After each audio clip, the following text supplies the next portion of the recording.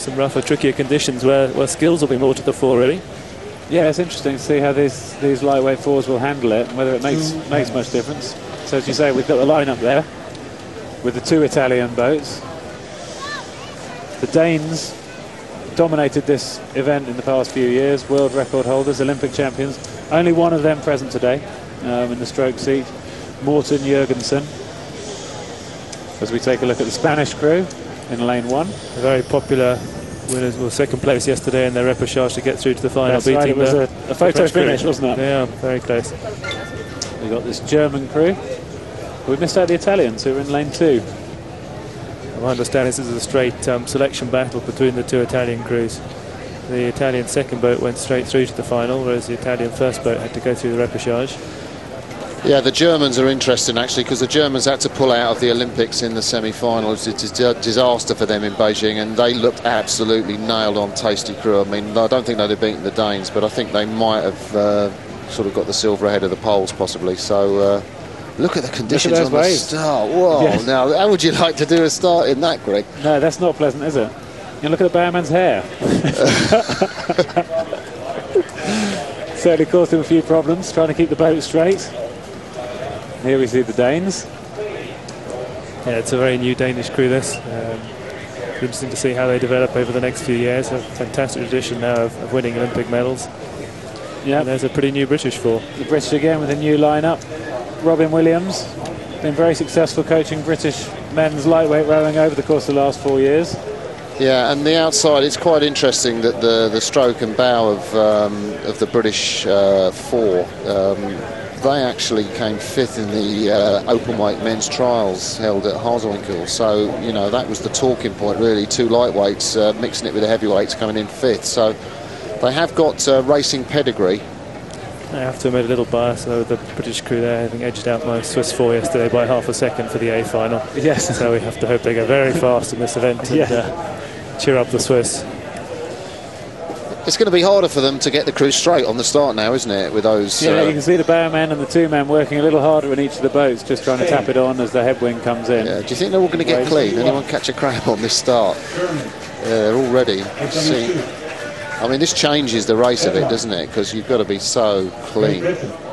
Certainly, yeah. We see these crews going off in the high 40s or even over 50 strokes a minute. You don't want to be doing that in bumpy conditions like this. Long first stroke from the British crew there. That's sensible.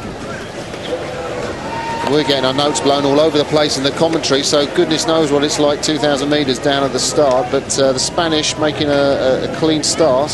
Yeah, getting away cleanly. The Italian boat here.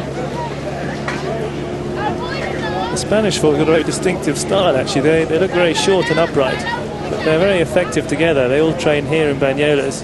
They're actually a very small, quite young crew. They were under 23 world champions last year. I'm pretty sure 3 of them. And it's not a classic style, but it's effective for them, and they all do the same thing.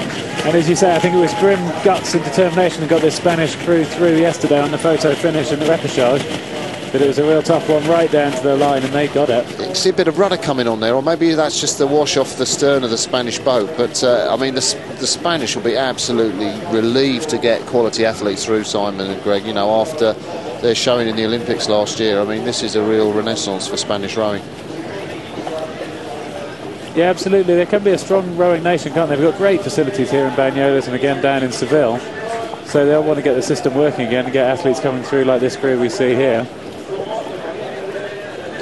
Establishing a good rhythm, a good pace. The home director obviously is liking us watching them up there on lane 1.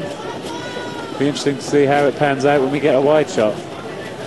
Yeah, well, I look across, I can't imagine this Spanish crew is leading with the quality of the Germans and the Italians. But, you know, through the 500 metre mark, they've certainly, well, they're in back there, they're close up. I mean, it is tight, isn't it? But we're getting plenty of looks at their technique, aren't we? We're seeing them needing to keep quite upright, as you say, Simon, getting the strokes in. Maybe not a bad thing in this headwind to get connected to something. Yeah, they all do the same thing, which is a lot of the sport. It's quite effective, and they've obviously gotten through to the A final. A little shot there. The thing is, the Germans are leading. As you say, German crew with the 2 sets of brothers in it. twins in the stern. The Germans actually have the only boat that's different to everybody else's. There tend to be two manufacturers, the yellow Empacher and the white Felipe. The Germans went to the Scientific Institute in Germany and got them to design a new boat for them with a blank sheet of paper for the Olympics. And actually caused quite a controversy last year, whether there was moving ball bearings in it or whether they come up with some pendulum system to stop the boat rocking.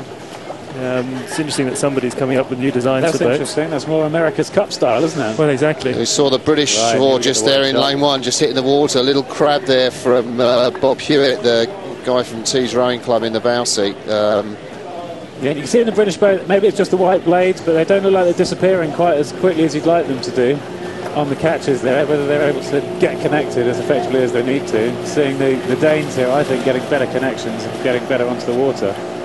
Danes would be really pleased with this, weren't they, Simon? They're very pleased with this. They had to fight through both early rounds, actually. Didn't go straight through. They had a bit of a fight yesterday. But they had real confidence in their system and a class act. I mean, they had to peak on the day.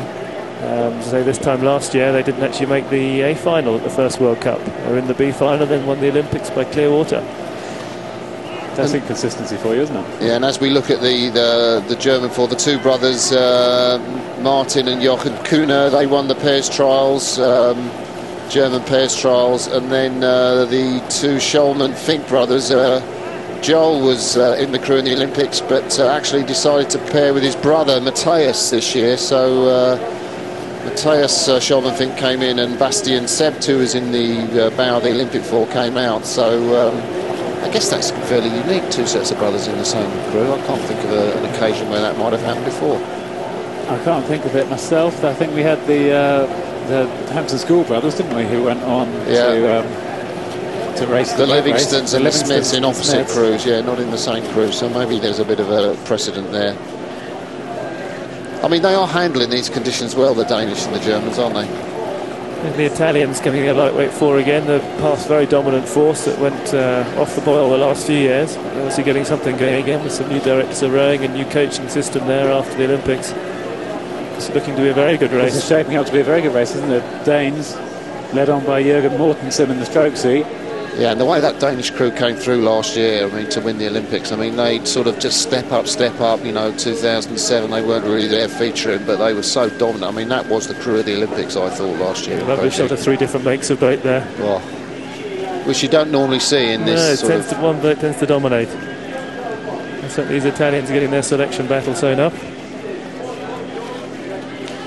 41 strokes a minute. I've got the Italians out. They're certainly putting it in as they come here with the last 500 metres to go, and I think we're in for a really good last 500. Yeah, so Simon, you're the lightweight expert here. Who'd you pick to win this? Well, I think surprisingly, I wouldn't have said it earlier in the week, but the Danes are looking very good. They do just know how to get it right on the day. They have real trust in their system and the way their coaching team works. It's also in some ways easier if you've had another race. The other two boats went straight through from their heats, and that's okay. It seems an advantage, but actually to keep it on the boil for another day is a different skill. Just coming up with, about 350 metres to go. They haven't gone past the 250 to go buoy yet. That's coming out. You'll see that in shot soon, those big white polystyrene buoys on either side of the course. The rowers know then that's 250 metres to go. The buoys change colour. I still think these Germans looking good. The lower stroke rate, plenty of connection, plenty of power going on. I'm wondering whether they can change the gear and respond as the Danes make their move. They're running long, the Danes. They just get right round the rigger. Wow, that's wicked. 39 in these headwind conditions. It's really impressive stuff. Yeah. Everything yesterday in their heat, they only just beat the British, and here in the final, look at the distance on that. It's a different game. British are miles back, aren't they? The British are probably about 10, 15 seconds back. I think the British had their race yesterday to beat the Swiss, actually, and they're not going so well today. Oh, good finish. The Germans coming still close here with the Germans. It's the Danes. The Danes have got it. They've got it. Look at the stroke man, the way he comes around. That's real length. Isn't it? Sliding right the way up and getting connected right up there. Very, very impressive from Denmark there, and a fantastic progression through the regatta as they take first, Germany second, Italy third. I think the crew on the far side from Spain, Italy won, finishing fourth, and Great Britain in fifth place, and Spain, the crew we concentrated on early in the regatta, coming in sixth position. But really absolute masterclass in rowing, and how to progress through a regatta, Simon. Yeah, very impressive. 3 new members.